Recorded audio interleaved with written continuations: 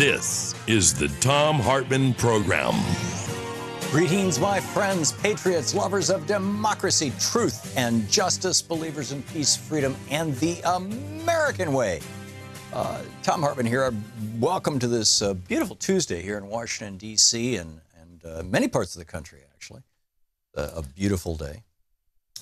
Speaking of beautiful days, an interesting article over at Common Dreams about how doom and gloom. You know, should we even pay attention, essentially, to doom and gloom, to articles, stories? Well, in this case, it's in the context of climate change. John Atchison wrote it. It's titled "Our Aversion to Doom and Gloom is Dooming Us."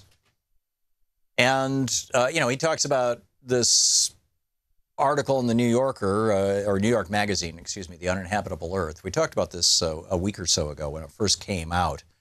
And, you know, a fairly famous scientist said there's no need to overstate the evidence, particularly when it feeds a paralyzing narrative of doom and hopelessness. And, you know, what the author of this piece is saying is, sorry, there's nothing paralyzing about being told the truth.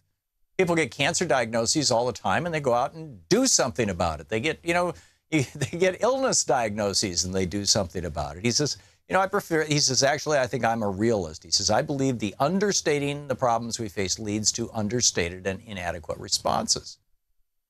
He says, I also believe that when people are dealt with honestly, they've responded magnificently and will do so again if and when called. Witness World War II, for example, when Churchill told the Brits, I have nothing to offer but blood, toil, tears, and sweat.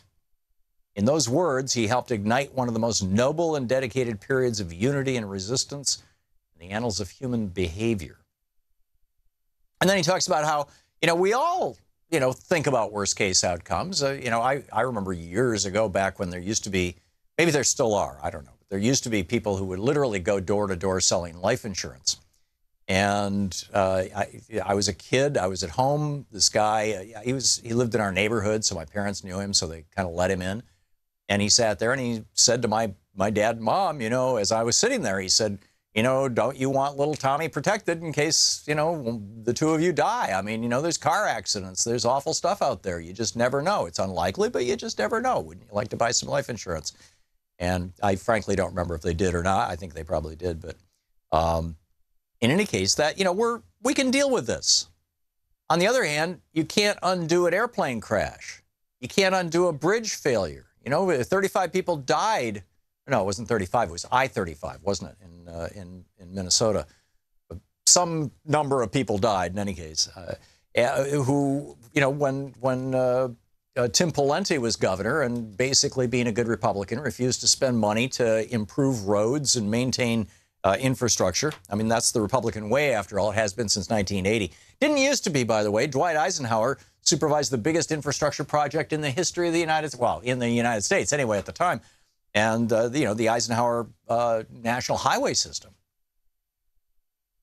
But anyway, he's saying, yeah, there's a worst case scenario for climate change, and it involves there not being any more humans on the earth, or a very small number of us.